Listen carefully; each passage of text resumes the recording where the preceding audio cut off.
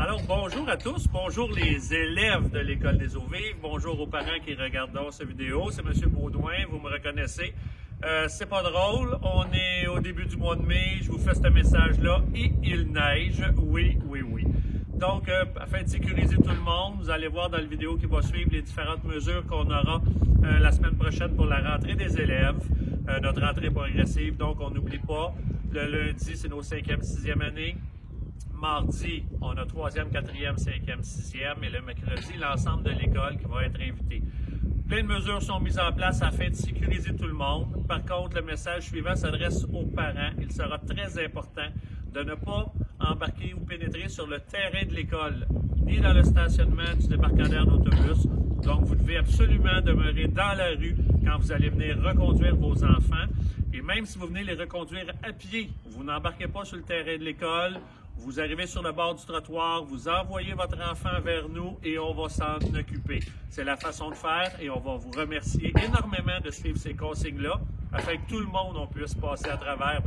On va appeler ça cette petite crise-là le mieux possible pour les enfants qui reviennent à l'école.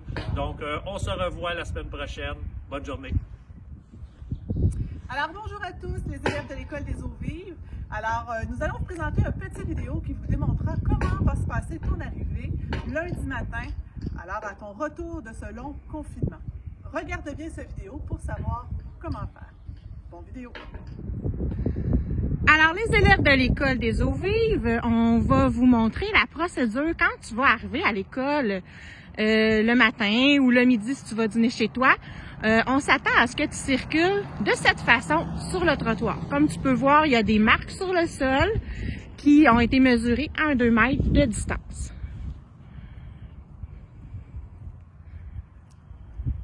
Donc, on sait que ça va être tentant pour toi d'aller jaser avec un copain ou une copine, mais malheureusement, il faut vraiment que tu gardes tes distances. Tu peux parler à la personne avant ou en arrière.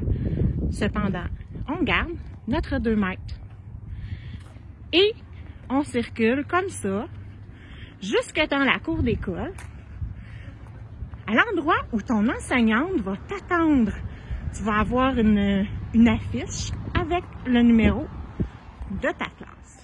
Alors, comme tu peux voir, il y a une enseignante qui attend dans la cour d'école l'arrivée des élèves qui essaient vraiment de bien respecter la règle du 2 mètres, même si on est super content de voir notre prof.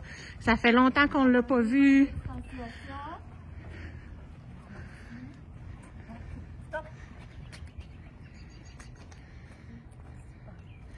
Alors comme ça, et puis toutes les classes vont avoir leur petit cône avec leur numéro de classe. Donc, c'est la façon dont on veut que tu arrives dans la cour d'école pour être en sécurité.